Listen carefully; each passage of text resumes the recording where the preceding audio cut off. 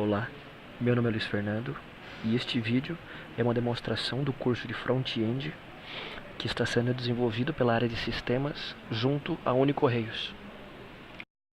Já existe muito conteúdo disponível gratuitamente na internet sobre esse tema e esse curso tem um enfoque mais prático. O tema é amplo e muito dinâmico, basta vocês notarem a evolução das aplicações da internet ao longo dos últimos anos, digamos 6 anos. Portanto, não esperem que os vídeos deste curso sejam uma referência completa sobre o assunto. Encarem como uma introdução em meio a tanto conteúdo disponível na internet. No exemplo desse vídeo, eu vou criar uma tela de dificuldade intermediária demonstrando a utilização de HTML, CSS e JavaScript para calcular a fórmula de Bhaskara com base nos coeficientes A, B e C da fórmula de Bhaskara e armazenar esses cálculos no histórico na tela. Eu criei um protótipo visual para que vocês compreendam em alguns segundos o que eu pretendo demonstrar. A prototipagem visual é um contrato barato e muito útil para que cliente e desenvolvedor se entendam rapidamente. Eu prefiro construir protótipos visuais em HTML e CSS, mas existem ferramentas gratuitas na internet e também pagas que você consegue desenvolver clicando e arrastando. O mais importante é o conceito e a utilidade prática do protótipo visual. Aqui nós podemos ver como a aplicação vai se assemelhar em um browser de celular. A tela é dividida em duas partes, sendo a superior constituída de controles e campos para que os coeficientes de Bhaskara sejam entrados na aplicação.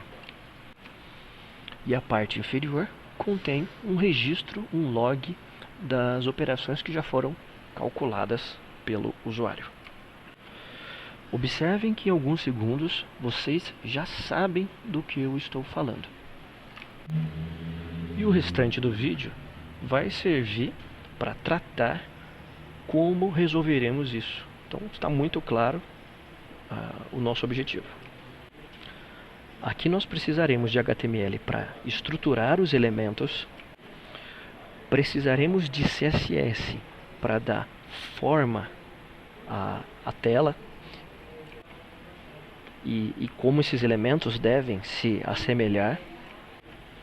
Aqui o CSS também vai ter uma segunda função, que é apresentar de formas diferentes o mesmo formulário, dependendo do espaço disponível do dispositivo em que a aplicação está rodando. Por exemplo, se eu coloco este celular em modo paisagem, os campos são apresentados horizontalmente e em retrato verticalmente. Quando nós colocamos em modo desktop, ele também coloca os campos horizontalmente. Então a gente atinge esse objetivo exclusivamente com CSS. E por fim, nós precisaremos de JavaScript para validar os campos que estão sendo utilizados para entrar os dados. Nós precisaremos efetuar cálculos, atualizar a interface gráfica e mais algumas coisas. As ferramentas utilizadas neste exemplo são apenas duas: o browser Chrome e o editor NetBeans. O protótipo visual que eu construí para demonstrar para vocês, ele não será mostrado propositadamente, porque eu construirei com vocês do zero. Eu vou criar um arquivo HTML novo, clicando com o botão direito na pasta do projeto que eu quero trabalhar.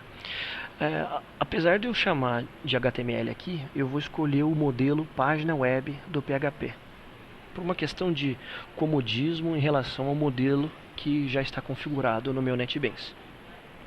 Então eu escolho aqui o nome de arquivo que eu vou chamar de Bhaskara,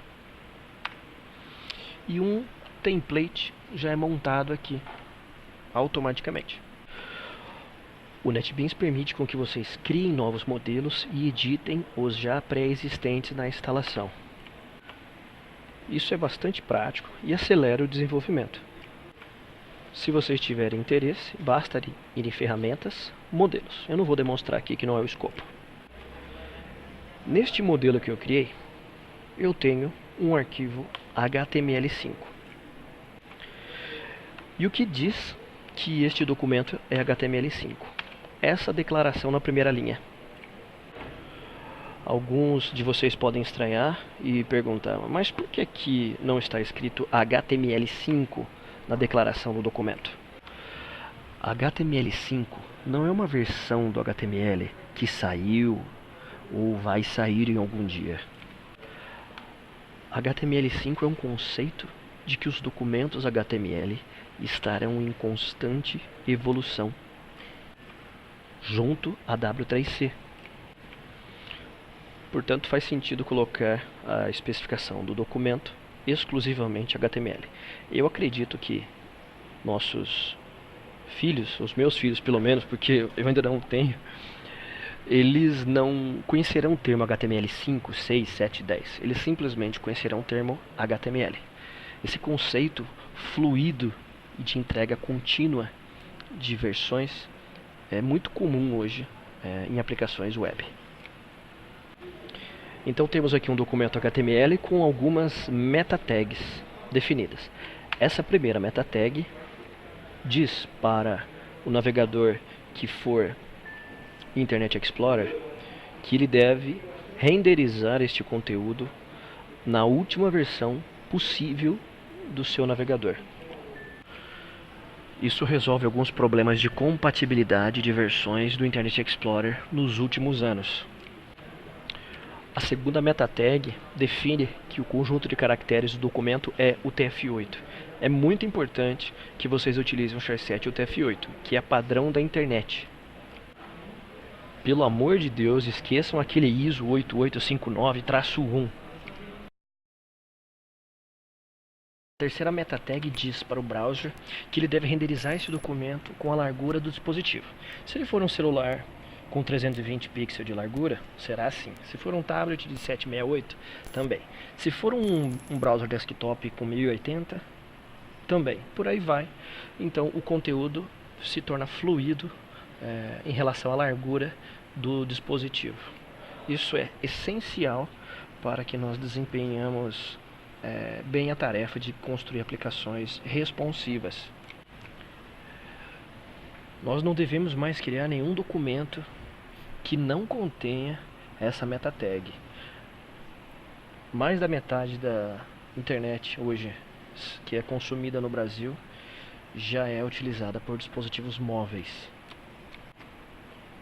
Portanto, é impensável hoje desenvolver um site ou uma aplicação web sem levar em consideração os dispositivos móveis. Essa meta tag, portanto, é imprescindível. Ela aliada com outros conceitos também, como design fluido e design responsivo, media queries e etc.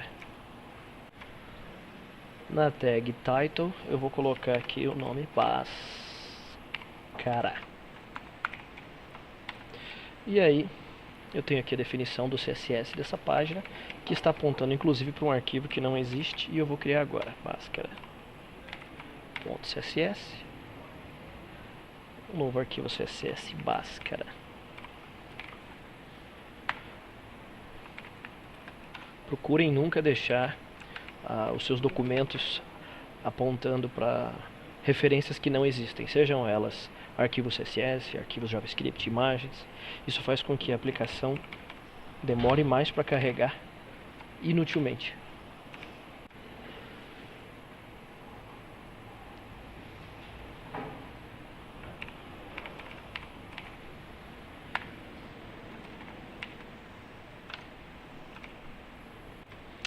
Agora eu vou colocar aqui um link contendo uma referência para ícone de atalho, ideal para vocês colocarem atalhos nos favoritos do navegador e que apareça também como ícone na aba do navegador. Então eu coloquei aqui uma imagem chamada timeline, é um íconezinho aqui para representar aqui um gráfico, não tem nenhum significado especial, que está sendo referenciado aqui.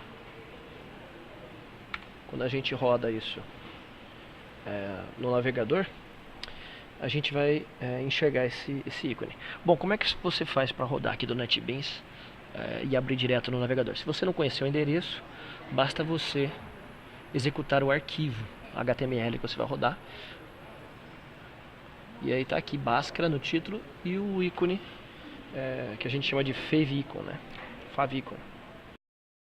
Bom, então a gente vai começar a desenvolver a interface gráfica HTML e CSS. A primeira coisa que a gente vai colocar em mente é que nós precisamos primeiro desenvolver para celular, ou se você quiser generalizar, para o dispositivo móvel de menor espaço disponível que você pretende fazer com que a sua aplicação rode. Pode ser inclusive um tablet ou um smartwatch. É muito comum a gente começar atualmente em 2016 pelo celular. Esse conceito de começar a desenvolver pelo celular se chama Mobile First, e ela é uma abordagem muito empregada no desenvolvimento de front-end, porque ela é mais fácil. É muito mais fácil você adaptar uma aplicação que funciona no celular para funcionar no desktop do que o oposto. Muito mais difícil, né? Você ter que reduzir a forma como você trabalhou numa aplicação desktop para um celular. Isso também ajuda muito o nosso treino, a nossa prática em desenvolver interfaces simplificadas, porque quando você parte de um dispositivo mobile, você necessariamente não pode ser prolixo, redundante. Então você acaba melhorando muito a sua capacidade de ser simplificador. E quanto mais simples as aplicações são, mais fáceis elas serão de serem incorporadas e adotadas aí. Para que nós emulemos aqui um celular no Chrome, basta vocês apertarem a tecla F12 e irem aqui, ó, Toggle Device Mode. Você pode intercalar entre desktop e mobile. No mobile você pode escolher inclusive outros devices aqui. A dica aqui que eu dou é sempre atualizem o navegador de vocês para a versão mais recente, tá bom? Para ter os melhores recursos aí de debug. Vocês podem colocar mais dispositivos. Esse aqui é o suficiente para nós, né? Um iPad, um iPhone 4 e um Galaxy S5 são dispositivos bem comuns aí. Eu vou usar o Galaxy S5 na maioria do tempo aqui, mas evidentemente eu vou eventualmente partir para um tablet ou mesmo para um desktop, para eu ver como é que minha aplicação está funcionando. É impossível trabalhar sem esses emuladores hoje em dia, e de longe o Chrome é o melhor navegador para se desenvolver, para se encontrar erros, debugar e fazer testes. E tem melhorado o tempo inteiro. Bom, voltando ao nosso protótipo de exemplo, nós temos a tela dividida em duas partes. A superior com o formulário, um título também, e a inferior com um grid, com o histórico das operações que foram feitas na tela. Então eu vou chamar essa parte superior de formulário e a de baixo de grid. Voltando aqui ao documento, então, eu vou criar dois divs, um com o ID formulário e um outro com o ID grid. E eu vou começar a editar o CSS. O primeiro seletor que eu vou apresentar aqui é o seletor de todos os elementos possíveis. Eu quero que todos eles façam com que a borda e o padding da caixa de cada elemento estejam incluídos dentro da largura e altura total dos seus elementos. Então, box size em border box faz isso. Eu também quero dizer para os elementos HTML body que eles não devem ter padding nem margem, e eles devem ter a altura de 100 viewport 8. Essa unidade de medida moderna é muito prática. Ele divide o VH divide em 100 partes iguais a altura do dispositivo móvel. Não interessa quanto você tenha já utilizado, ou se ele está dentro de um outro elemento, você não precisa se preocupar com o percentual do percentual do percentual. Então, eu quero que eles tenham a altura máxima aí, ok? Também quero colocar uma fonte Arial. Se você não sabe que fonte utilizar, use Arial que vocês não vão errar para dispositivos, para documentos que você vai ver em telas iluminadas, como monitores e celulares. Uma outra vantagem é que praticamente qualquer plataforma, sistema operacional e navegador vai conter o Arial. Note que nós não estamos fazendo um trabalho de arte aqui, nós estamos fazendo um site institucional, nós estamos desenvolvendo aplicações cujo principal objetivo é serem práticas e objetivas. Vocês têm que ter muito cuidado, muita cautela para não ficar enfiando coisas, fontes de outras origens, ou próprio do Google Fontes, ou mesmo fontes que vão ser baixadas do dispositivo, do servidor para o dispositivo. Na minha opinião, vocês têm que evitar esse tipo de coisa em aplicações cujo objetivo é funcionar o mais rapidamente possível. Então, o Arial é um acerto aí, é um tiro certo. Não estou dizendo que tem que ser em todos os casos. Eu quero que a fonte tenha um REM. A unidade EN, ela é uma unidade tipográfica, baseada no tamanho de caracteres aí históricos. E a unidade REM é uma unidade tipográfica em relação ao root, a raiz do seu documento. Tem aproximadamente 16 pixels. Eu vou utilizar REM aqui para as fontes. Então, coloquei aqui essas definições. Vamos dar uma olhadinha como é que fica se eu colocar alguma coisa aqui. Olá. Tá vendo? Aparecendo olá lá no cantinho bonitinho. Antes de colocar o formulário grid, eu quero colocar um título aqui na página. Um H1 escrito Bhaskara. Voltando ao CSS, eu defino que os elementos com a tag H1, eu quero que eles tenham fonte size de 1.25 REM, uma altura de 2 REM e uma altura de linha de 2 REM. Isso faz com que o texto fique centralizado verticalmente. Certo? Vocês perceberam que agora ocorre uma rolagem aqui. Por quê? Bom, eu disse que o HTML e o body ocupam 100% do viewport exclusivamente. Como o H1 tem 2 REM e está fora desses caras, perdão, falei merda.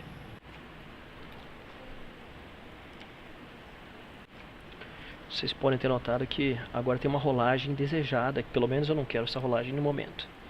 É porque o H1 tem uma margem padrão e eu vou zerá-la. Pronto, a rolagem sumiu. Agora eu posso alinhá-lo. Isso, ao centro. Bom, momentaneamente eu vou fazer com que o formulário e o grid tenham cores. Eu tenho esse hábito. Vou colocar aqui uma cor cinza e aqui uma cor azul. Blue Steel.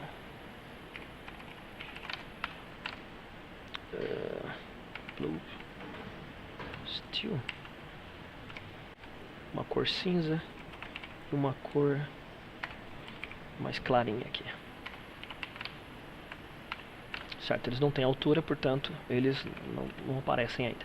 Bom, eu quero que o formulário tenha uma altura de, digamos, 6 REM. E eu quero que o grid tenha uma altura de a totalidade disponível para ele menos os 6 REN que eu defini fixo, menos os 2 REN do H1, que dá menos 8.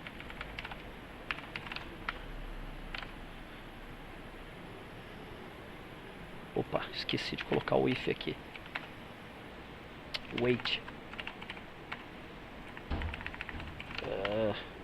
Pronto. Essa técnica de utilizar uma expressão com valores relativos menos uma parte fixa, ela é extremamente útil.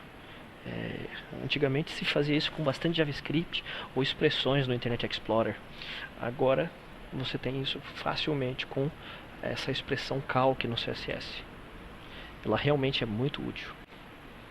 Bom, eu acho que o formulário está muito pequeno aqui ainda. Vou aumentar o tamanho dele, digamos para 10 REN. E aqui então ia para 12. Ok? Então, independente do tamanho do device, mesmo indo para desktop ou celular, essa expressão seria respeitada, essas dimensões seriam respeitadas de acordo com essa expressão. Bom, acho que já está na hora de eu remover as cores do formulário do grid. E vou fazer com que o formulário tenha uma borda inferior cinzinha. Aí você tem uma divisão clara das partes. Bom, agora eu vou começar a estruturar os campos de entrada dos coeficientes de Bhaskara. Dentro do formulário eu vou criar um div que eu vou nomear campus, e dentro de campus eu vou ter um outro div chamado campo, e o campo é constituído de rótulo e caixa.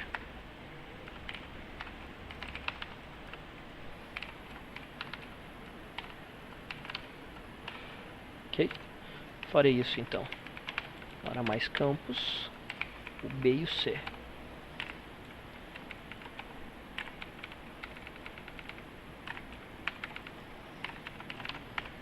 Ok?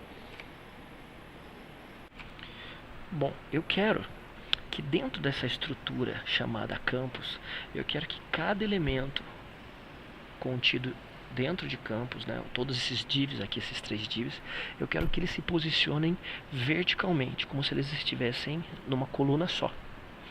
Eu vou utilizar para isso o Flexbox, que é o gerenciamento de layout moderno mais estável que nós temos atualmente, o mais moderno e estável que nós temos atualmente nos navegadores. O Flexbox vai permitir com que vocês não tenham que ficar criando aqueles esquemas de grid que muitos frameworks de front-end possuem, como por exemplo o Bootstrap. É extremamente poderoso o gerenciamento de layout Flexbox. Bom, o que eu vou fazer aqui então? Então eu vou fazer com que campus seja flex. E eu quero que a direção do flex seja column. Isso já vai fazer com que os elementos sejam alinhados em formato de coluna. Mas você fala, mas Luiz Fernando, mas eles já estavam nesse formato. Mas a gente vai trabalhar futuramente com uma outra forma de enxergar isso. Eu quero alinhar esses itens ao centro. Cada campo, eu quero que cada classe campo dentro de campus tenha uma margem aí de 0.25 REN. Vamos ver, deu uma espaçadinha. Eu não estou gostando muito do tamanho dos campos para um celular, eles estão muito estreitos. Então eu quero que cada caixa de texto que está dentro de campus, cada input, né? Eu quero que ele tenha um padding de 1 REN. Vamos ver como é que fica. Muito grande. 0.5 REN. Quero que tenha uma altura de 2 REN. Lineage de 2 REN também. Acho que tá bom assim. Acho também que tá um pouquinho larga. Quero que tenha 3 REN. 6 RAM. Ok. Eu estou notando um ligeiro desalinhamento entre as caixas. Então eu vou fazer com que campo tenha display flex também. Pronto. Agora eu quero fazer com que os labels também tenham uma altura de 2 RAM e um lineage de 2 RAM. Vamos ver se isso resolve. Ok. Quero também dar uma distanciazinha entre o rótulo e as caixas de texto. Ficou muito grande, eu acho. Tá começando a ficar interessante. Eu quero que aumente um pouco aqui a altura do H1 de 2 para 3 RAM. E vou incorporar isso no calc aqui. Subtrair um RAM a mais. Acho que ficou melhor. Vou colocar um botão logo abaixo dos campos, na estrutura HTML, logo abaixo dos campos, ainda dentro do div formulário. Vou criar um div e vou chamar de botões aqui. E vou criar um link que não aponta para lugar nenhum, que eu quero representar um botão. Muito feio por enquanto, então vamos dar um toque nisso. Os botões, para começo de conversa, eu quero alinhá-los ao centro, o conteúdo deles. E quero que todo botão, como o link tem um display inline, eu quero transformar o display dele em inline block. Isso faz com que ele tenha algum volume, como imagens tem, como tabelas tem. H2 RAM, lineage 2 RAM. Ok. Vou colocar uma borda aqui de 1 pixel, solid um cinza.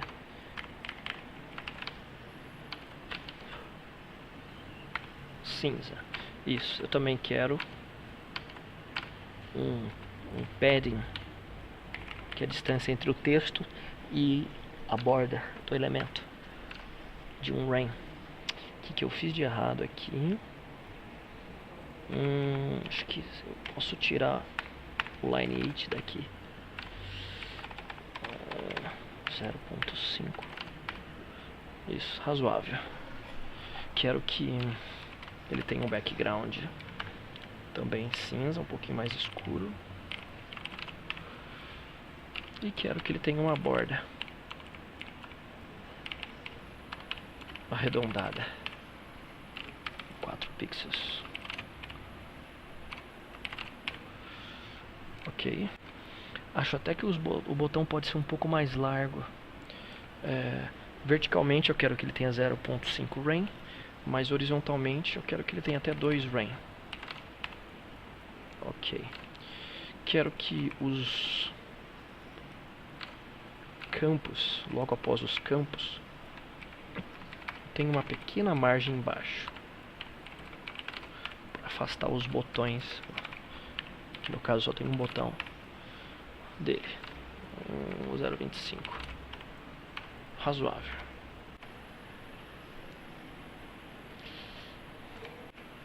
Agora eu quero dar uma cor um pouco diferente quando eu pressiono o botão. Atualmente quando eu clico nada acontece, então, uso o seletor Active para isso, né? O pseudo seletor. Mais uma vez um tom cinza aqui. Pronto. Bom, todas as caixas serão de números e eu gostaria de alinhar os números à direita.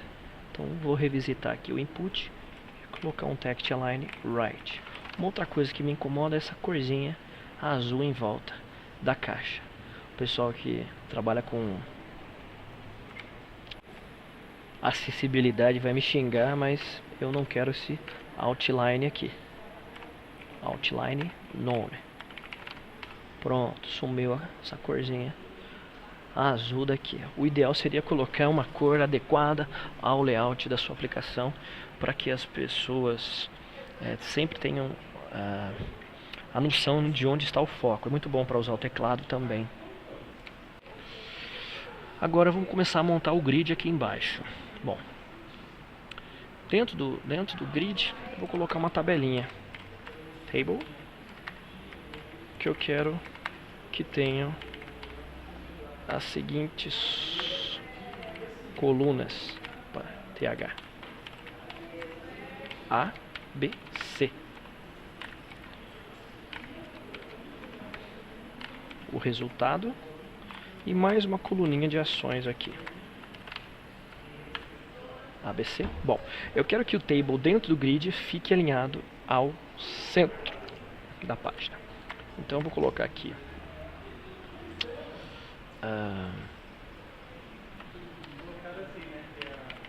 o table que está dentro do grid. Eu quero que a margem dele seja alta. Isso centraliza a tabela. Eu também quero que ela tenha uma borda. Perdão, eu quero com que as células dessa tabela, tanto de TH quanto de TD, tenha uma corzinha aí. Quero que seja a mesma da caixa de texto. Eu não pus borda aqui. Que cor que eu vou pôr? Eu dou um doce se vocês adivinharem. Um tom de cinza. 0, 0, 0. Eu quero que um pixel solid. Quero que o grid também tenha essas cores. Que ficou ruim, né? Por quê? Porque não tem um padding e também porque as células elas não estão coladas umas às outras. Então, a primeira coisa que eu vou fazer é colocar um padding de um rain razoável. Acho que um meio tá bom, né? E eu vou fazer com que o table tenha as bordas coladas umas às outras. Ok? Bom, a gente já está praticamente chegando no mesmo estágio que o protótipo. Quase lá, tá? Eles estão um pouquinho diferentes, mas não importa. Eu vou fazer com que o grid tenha um padding top de um rain. E vou aumentar um pouquinho o padding para 0,75 rain aqui. Ok? O nosso exemplo aqui, a gente colocou uma formulazinha aqui, os coeficientes 1, menos 4, menos 5 e essa solução. Então eu vou colocar aqui como exemplo só. Ponto .tr com TDs agora. 1 menos 4. Um pouquinho de prototipagem visual.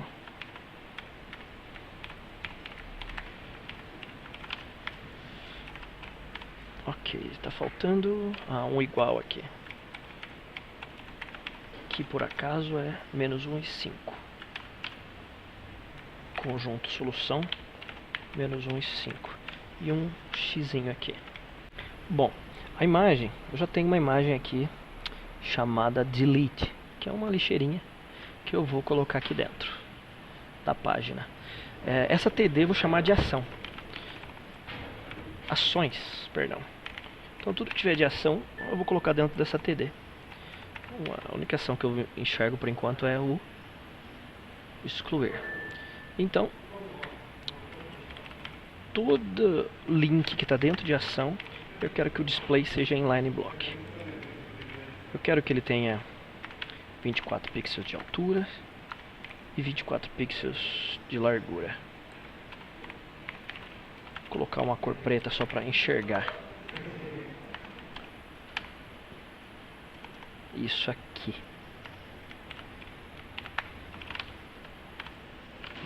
Que eu fiz de errado. Ações e não ação. Ok. Bom, então eu vou fazer com que ações a excluir tenha esta imagem apontada para ela. Está na mesma pasta. Delete.png, alinhado ao centro. e ela não pode se repetir. Ok. Só colocar aqui agora um class exclude. Ok. Uma outra coisa que eu quero é que o grid tenha rolagem. Então eu venho aqui no grid e falo para que ele tenha um overflow alto. Isso vai fazer com que ele não estoure os seus limites definidos. Então eu posso inserir vários elementos aqui de linha. Fiz no lugar errado. Fiz no protótipo. Aqui, senhor. Ficando louco. Aí a rolagem ocorre só aqui, ok? Ok, deletando. Só temos um aqui. Então a gente praticamente chegou no protótipo visual que nós queríamos, com exceção de que quando a gente coloca isso em modo desktop, ele está parecendo um celularzão, né? Ou tablet também. Está parecendo um celularzão. Eu quero dar um comportamento um pouco diferente quando nós estamos em dispositivos com uma largura maior. Bom, eu quero que estes campos A, B e C, eles fiquem alinhados em linha quando houver espaço horizontal suficiente. Por exemplo, aqui, quando eu coloco em modo paisagem, um Galaxy S5, eu teria espaço suficiente para colocá-los em uma linha só, e todos na mesma linha. A mesma coisa se fosse um tablet, seja ele em retrato ou paisagem, ou mesmo se eu decidisse visualizar em desktop. Tem espaço mais do que suficiente. Então, quando a largura atingir um tamanho mínimo, eu gostaria de alinhá-los em formato de linha. Então a primeira coisa, né, para alinhar em formato de linha, né, a disposição de linha, eu mudo aqui no elemento campos, que é o elemento que envolve aqueles campos. O flag direction eu mudo para row, certo? Depois eu ajusto isso daqui, mas é esse o comportamento que eu gostaria que ele seguisse, mas somente com esta condição, somente quando uma determinada largura fosse respeitada. Por exemplo, aqui no meu iPhone 4, aqui não caberiam três elementos da mesma linha, então eu não poderia permitir. Então eu vou colocar aqui uma condição, uma media query, que é uma condição baseada em alguma característica do dispositivo. Por exemplo, eu quero que essas condições sejam aplicadas apenas quando pelo menos 480 pixels de largura o dispositivo tenha. Então, fazendo isso, é como se fosse um if dentro do CSS. Aí eu posso redefinir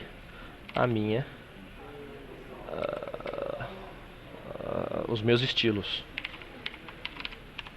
Pronto. Olha que interessante. Aqui alinhado em coluna, quando eu deito o celular, alinhado em linha.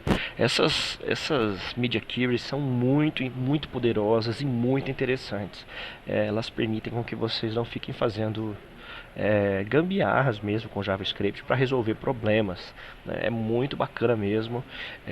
Não é possível desenvolver para mobile sem a utilização de media queries. Isso aqui é uma das partes centrais para você conseguir fazer um design que funciona em celular e em desktop.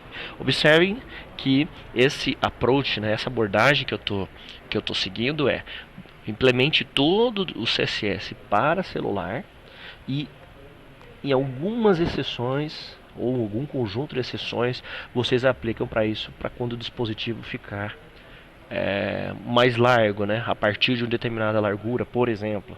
Então, só reforçando que isso é uma abordagem mobile first, realmente é muito mais fácil. Então, bom, eu tenho um if aqui e agora ele está em formato de coluna, em formato de linha. Agora eu vou centralizar isso aqui, né? É só vir aqui em campos e utilizar o Justify Content Center. Fica centralizado. Eu também quero que os rótulos tenham uma distância, né? Eles estão com uma margem direita do campo, mas elas não têm uma margem esquerda. Então eu vou vir aqui em Label, dar um margem left 0.5. Vendo? É mais ou menos isso que eu queria. Eu também percebo uma coisa, né?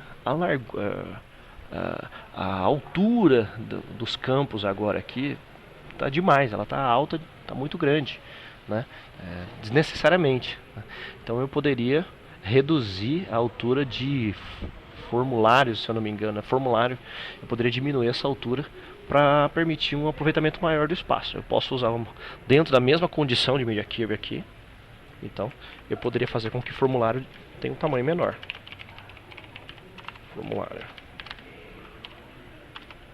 Vou testar aqui 6 REN. Ver como é que fica.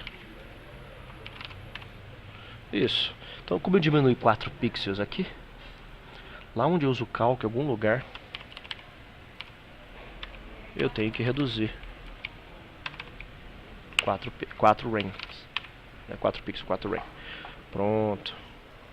Então eu tenho aí um pequeno exemplinho de como é que a gente utiliza a Media Query. É extremamente importante que vocês estudem aqui, dentre todos os conceitos que eu passei, provavelmente o mais moderno aqui, o que vocês provavelmente, né, a maioria das pessoas que vão assistir esse vídeo aqui, para a maioria deles a novidade seria o Media Query mesmo. Então estudem isso. Vou fazer com que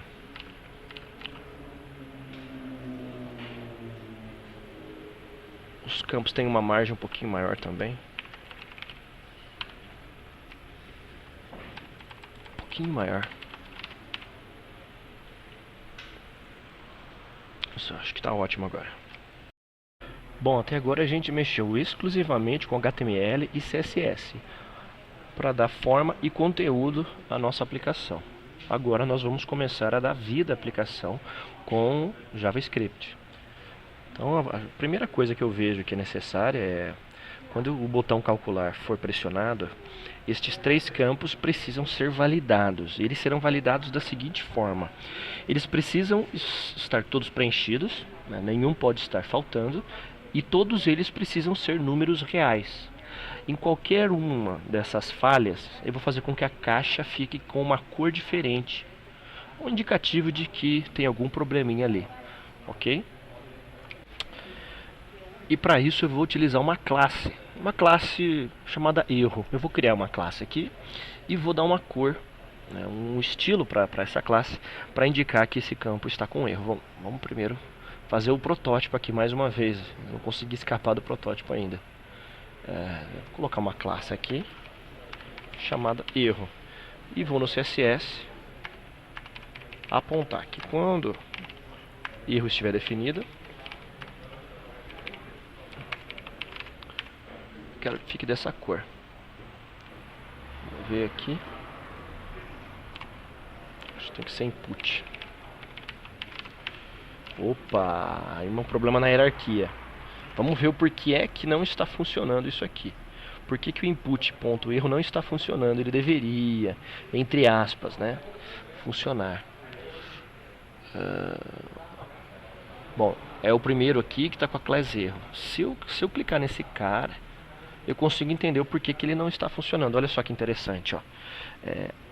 O seletor input erro está sendo sobrescrito pelo campus input. Esse aqui tem uma prioridade maior. Então como é que eu faço para fazer um seletor adequado para uma caixa de texto? Eu vou ter que escrever campus input.erro. Aí funciona.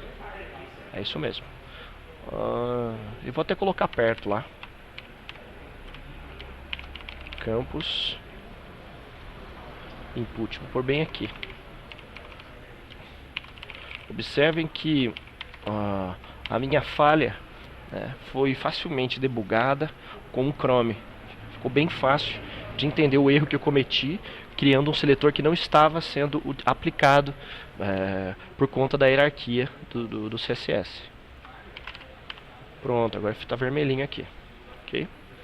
Bom, então eu vou querer que fique assim, então, uma caixa de texto que se apresentar com erro. Então fiz mais um protótipozinho aqui de formato. Vou remover esse cara aqui agora e vou começar a implementar isso com o JavaScript. Bom, então eu vou eu vou programar um evento aqui, vou registrar um evento, vou registrar uma função no evento do clique no botão calcular. Então, o botão calcular está aqui, eu vou dar um ID para ele, vou chamar de botão calcular, o ID, e no JavaScript, vou vir aqui e vou escrever document.getElementById, botão calcular, .add event listener.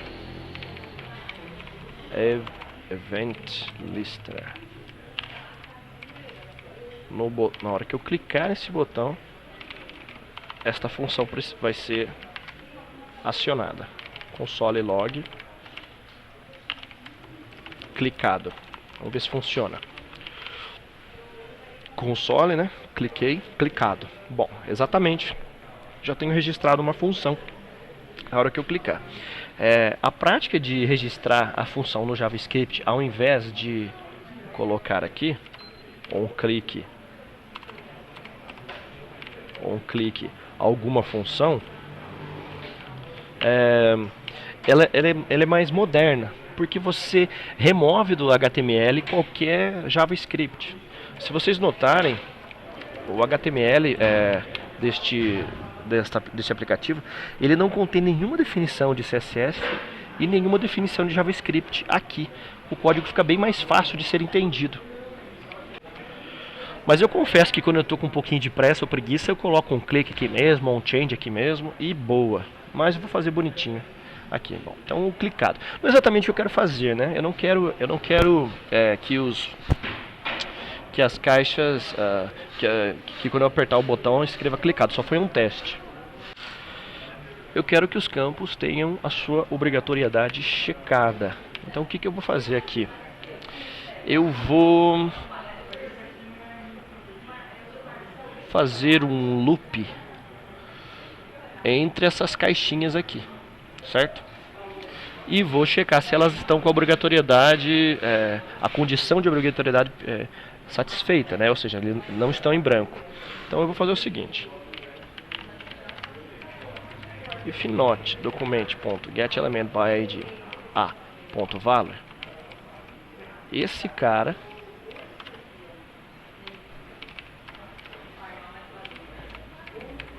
vai ter uma classe adicionada a ele. Class list é uma propriedade pública de todo nó, né, DOM, e você consegue adicionar ou remover classes, checar se elas existem, colocar e remover, né, como se fosse um liga desliga à vontade. Aqui eu quero adicionar erro. Se não,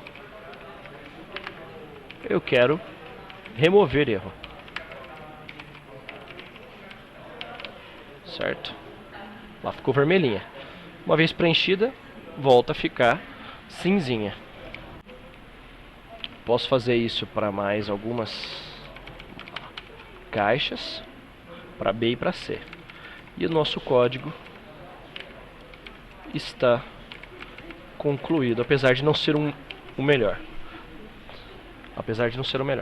Então, agora todos os campos aqui eventualmente são preenchidos. Então, fica bem fácil de saber se está preenchido ou não. Observe que existe um padrão de repetição de código aqui, né?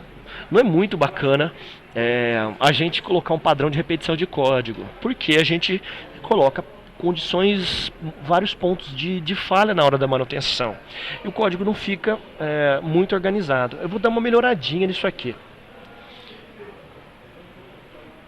Primeira coisa, vou chamar A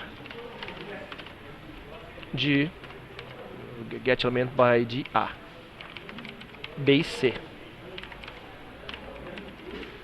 Isso já reduz bastante o tamanho do nosso código.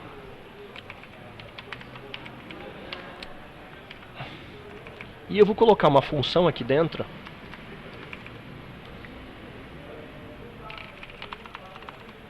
chamado checa. Obrigatoriedade. Checa function cheque a obrigatoriedade. Elemento. Aí aqui dentro eu tenho esse código, que é um padrão, né? Sinote elemento.value.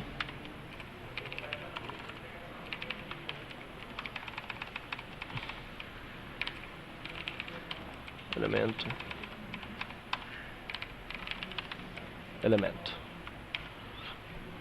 Certo? Aqui. Vou criar um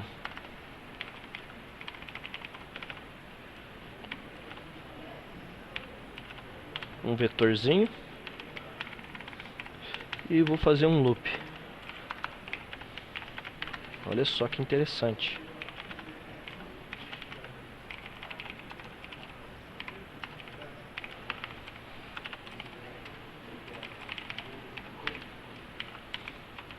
Um código um pouco mais organizado, né?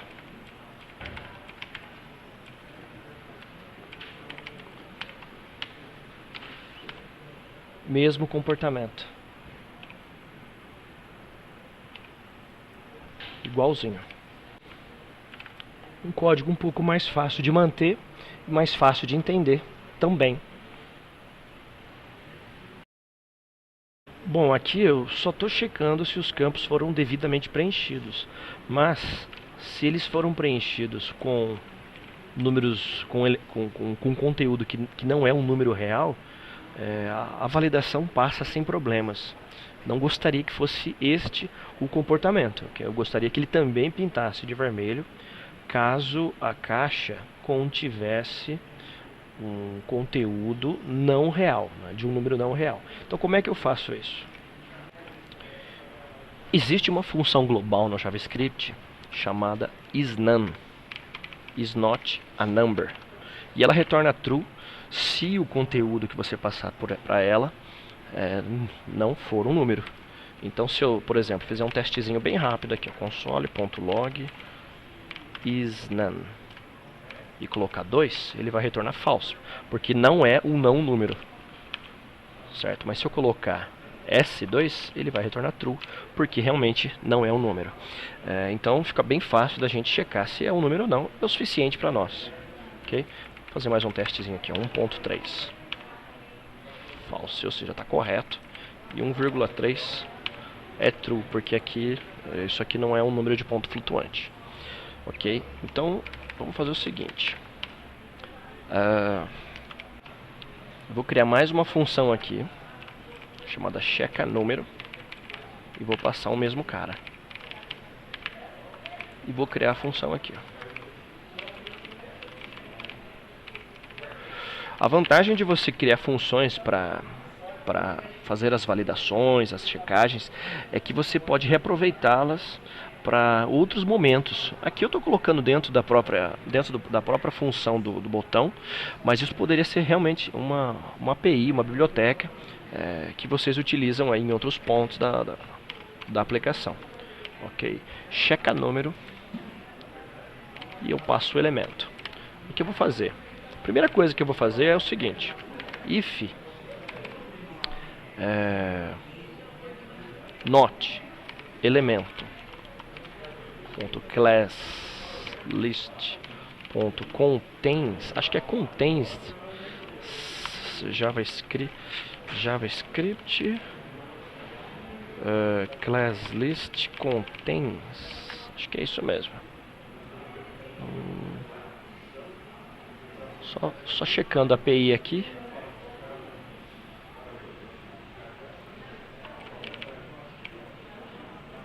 Contains mesmo. Então se ele não contiver o erro, eu vou fazer o teste. Porque se ele tiver já com erro, é porque ele nem tem conteúdo, o campo, por conta da obrigatoriedade que foi checada um instantinho antes de checar o número. Então se ele não contém o erro, eu vou checar se ele é um número, certo? Se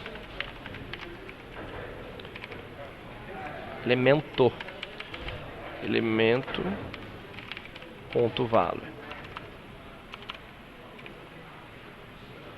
Se for is not a number, se for is not a number, é porque ele não é um número. O que eu vou fazer? Eu vou adicionar ao elemento class list add erro. Se não, eu removo o erro.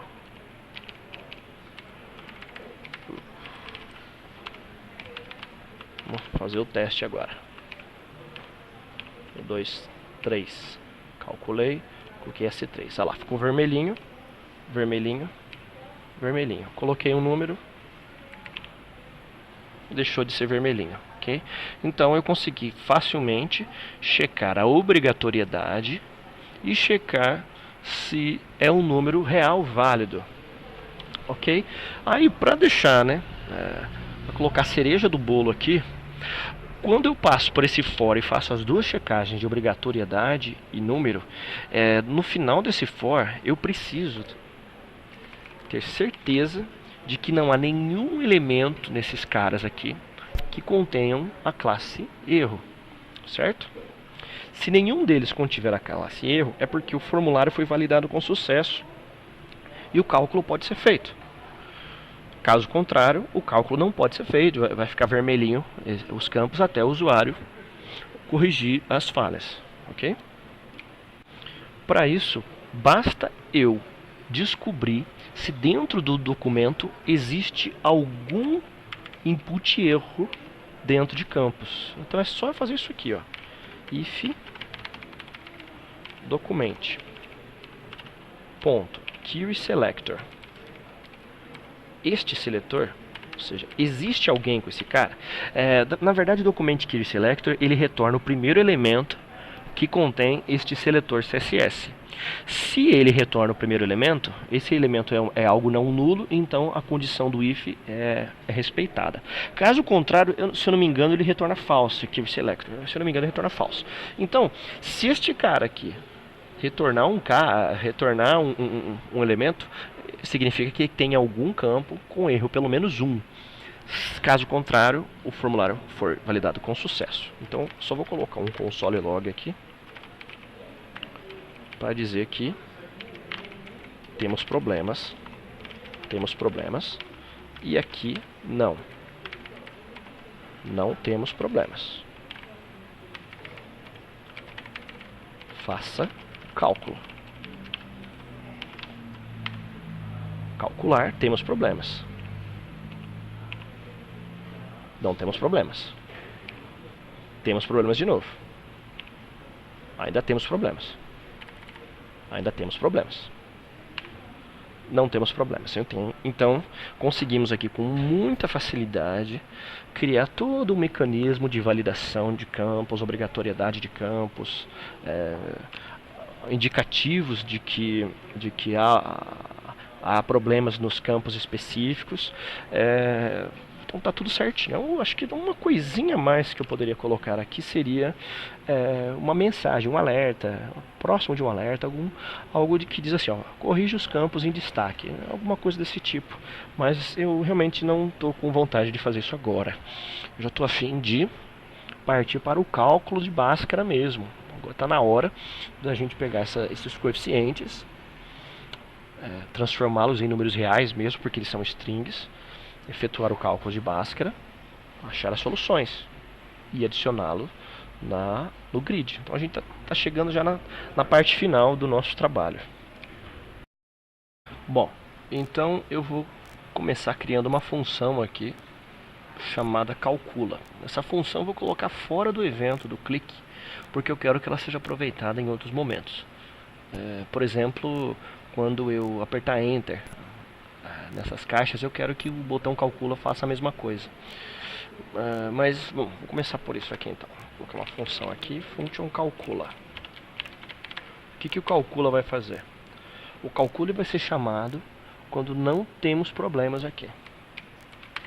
Certo? Vou até colocar assim, ó. Se ele não encontrar esse bicho, calcula. Sem else aqui, por enquanto. O que calcula vai fazer? Eu vou jogar para A. o conteúdo do campo de ID A, só que eu quero já transformá-lo em número real. Parse float, uma função global do JavaScript que pega uma string e transforma num número real, ok? Se essa string não for o número real possível de ser convertido, ele vai transformar num isNone, né? Se eu não me engano, numa string chamada isNone.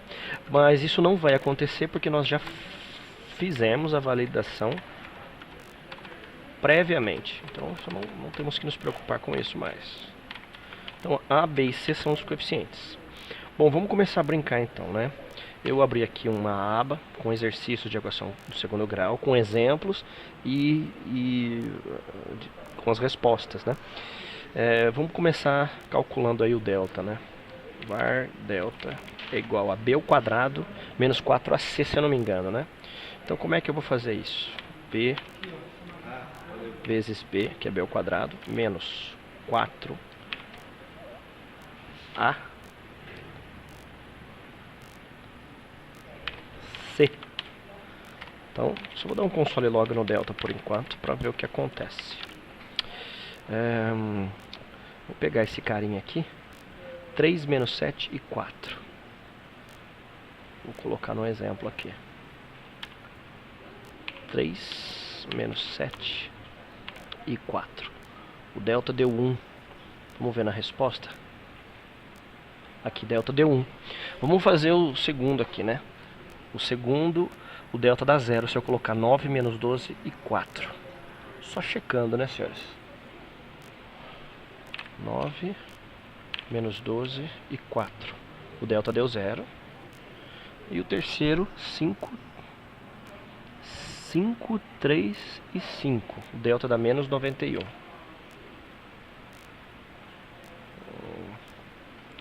5, 3 e 5. 5, 3 e 5. Menos 91. Ou seja, o delta já está certinho. Bom, primeira coisa é o seguinte. If delta maior ou igual a 0, eu faço o cálculo. Se não, eu vou apresentar ali a resposta, vamos chamar de resposta, resultado. Var resultado.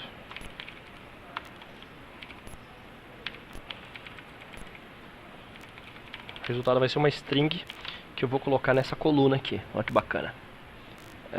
O resultado é igual a 100 raízes. Certo? Por enquanto, né? Vou console logo no resultado aqui. Certo? Bom, então se o delta for maior ou igual a 0, o que eu vou fazer? Se o delta for maior que 0,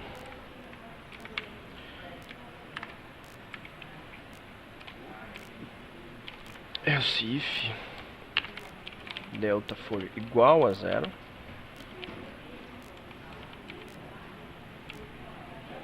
o que eu fiz? Se o delta for maior que 0, se o delta for igual a 0,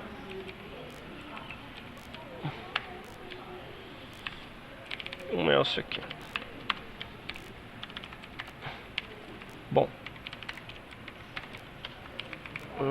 var x é igual a menos b mais mais ou menos raiz de delta, né? Sobre 2a. Se eu não me engano é isso, né? Não me lembro. Menos b mais ou menos raiz de delta sobre 2a. Certo. Como é que eu calculo a raiz quadrada, hein? Acho que tem uma funçãozinha para isso.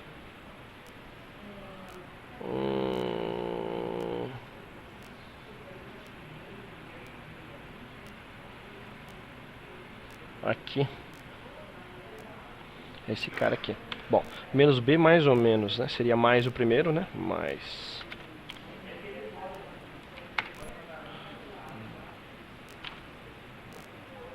raiz de delta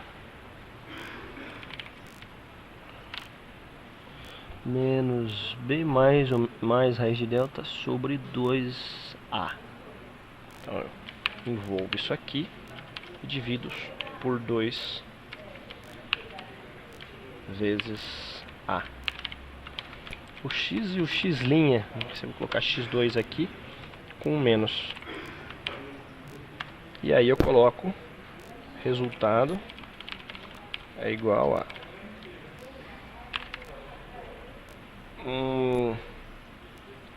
x2. Aí eu substituo aqui.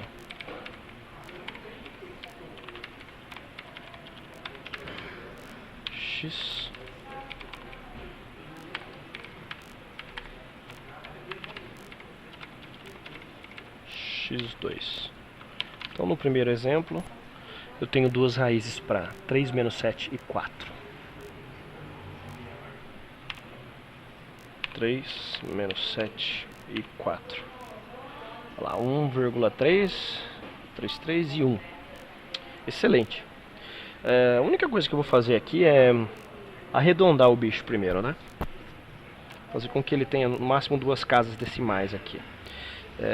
O que eu vou fazer? Vou fazer com que o x seja x.toFixed 2 casas decimal. E o x2 também. Aí melhora um pouco. 3 menos 7, 4. 4. Por que não funcionou? Aqui, acho que é isso. 3 menos 7, 4. Isso, 1.3 e 1. Excelente. É essa a resposta? Isso. É isso mesmo, 1.3 e 1. Então, já deu certo aí para, no caso das raízes, serem duas, né? Quando é uma só, como é que a gente faz? A gente faz uma vez só. Faz um cálculo só, porque o delta é negativo. E apresenta só uma solução. Então vamos lá. X. Vou chamar de X e X2 aqui.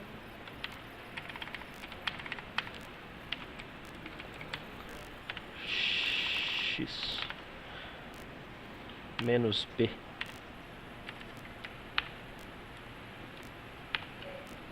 dividido por 2 vezes A. Colocar o resultado como x e x assim, né? Se eu não me engano, tem que pôr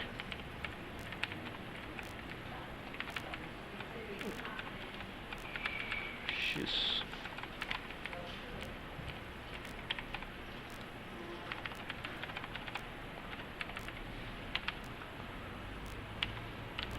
Vamos lá então.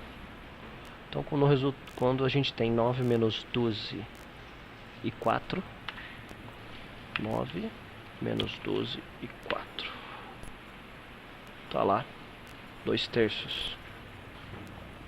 2 terços. Perfeito. E quando a gente tem o delta negativo, 5, 3 e 5, ele vai escrever sem raízes. 5, 3,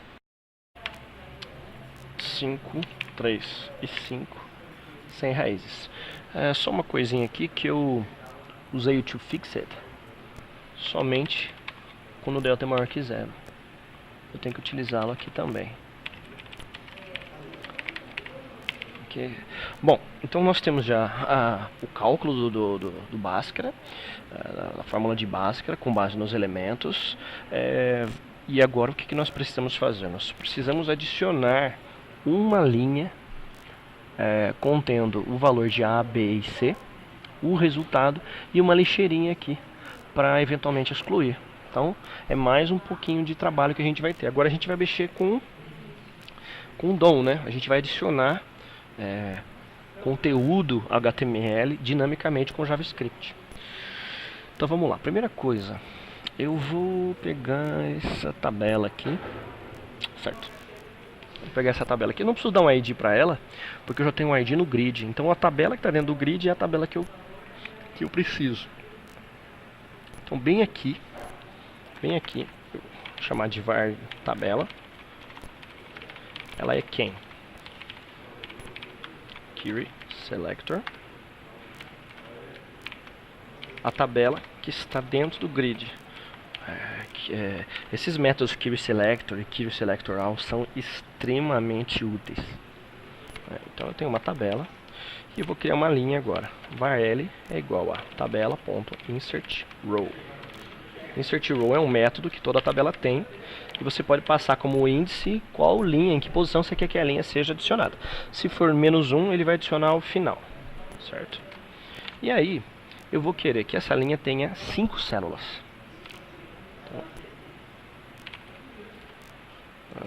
Vou criar aqui tabela, linha e coluna.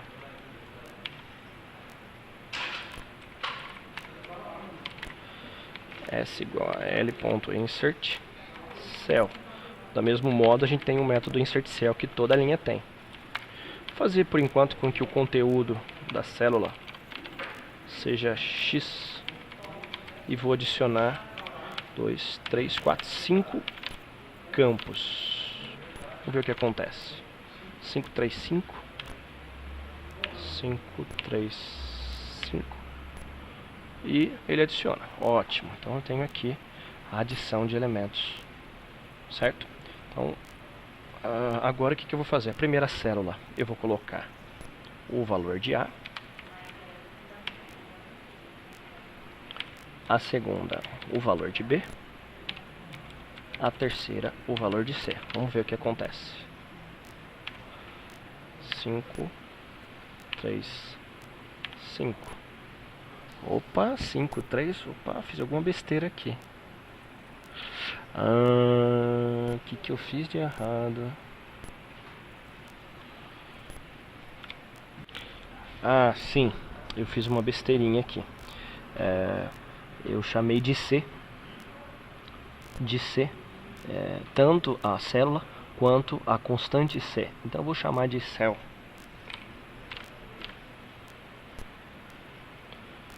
E linha aqui para ficar razoavelmente coerente.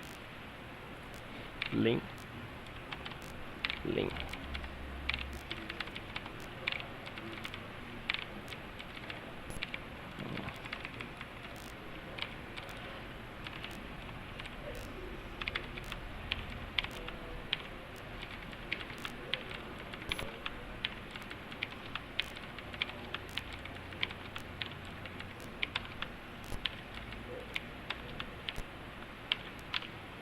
Vou ver aqui, 3 menos 7, 4. 3 menos 7 e 4. 3 menos 7, 4. Falta o resultado na penúltima coluna.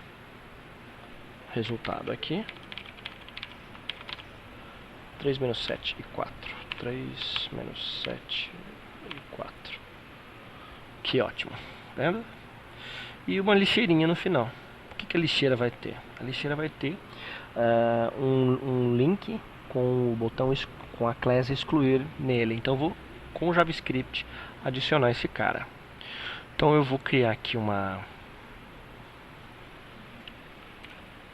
link. Vem aqui document.create element link.className. ClassName é uma string que contém exatamente o conteúdo de class, que class deve ser uma palavra reservada no JavaScript, então eles tiveram que trocar para ClassName. ClassName igual a excluir.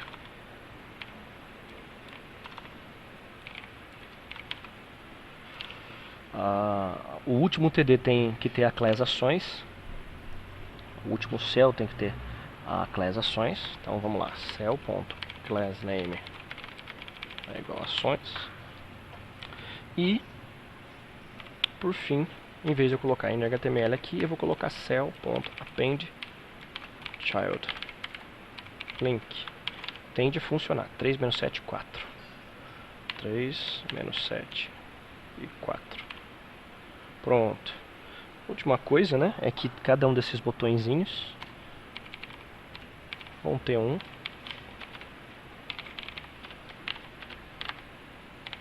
exclui. Criar uma função chamada exclui, que recebe como parâmetro o botão que foi clicado. E aí eu vou criar aqui uma função para excluir a linha. Então, exclui botão. Bom, para você excluir um botão, vou pegar a tabela de novo, né?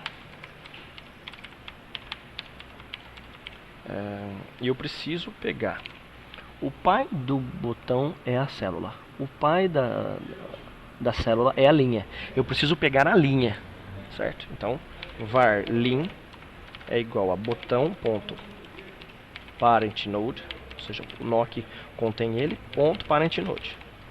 Peguei a linha. A linha contém um atributo chamado row index, que é a posição da linha, e eu preciso dessa posição da linha para excluir de uma tabela. Tabela.deleteRow,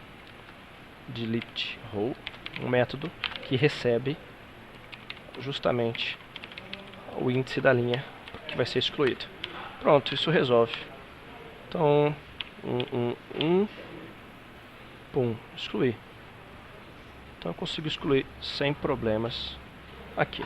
Só esse primeiro aqui que não tem inteligência, e eu já vou até removê-lo do protótipo visual. Eu não preciso mais dessa linha morta aqui. Ok, então exclui. Acho que eu terminei. Sem raízes. Tirar esse console log daqui. Temos o nosso brinquedo aqui. 3 menos 7, 4. 3 menos 7 e 4. Depois temos 9 menos 12 e 4. 9 menos 12 e 4. E temos 5, 3 e 5. 5, 3 e 5. Acho que é isso, senhores. Eu espero que vocês tenham gostado, que vocês tenham entendido aí como que funciona o trabalho com HTML, CSS em JavaScript, para você fazer com que aplicações funcionem. JavaScript não deixa nada a desejar as linguagens que nós utilizávamos há 15 anos atrás, por exemplo, Visual Basic, em que vocês conseguiam criar formulários com botões e ter uma interação com eventos aí de mouse e de teclado. É muito bacana, muito legal. JavaScript é mais do que isso, ele nasceu para isso, mas hoje ele se tornou muito mais avançado, inclusive para linguagens de servidor, que foge um pouquinho do escopo desse tutorial. É isso. Entre em contato comigo em caso de dúvidas e até a próxima.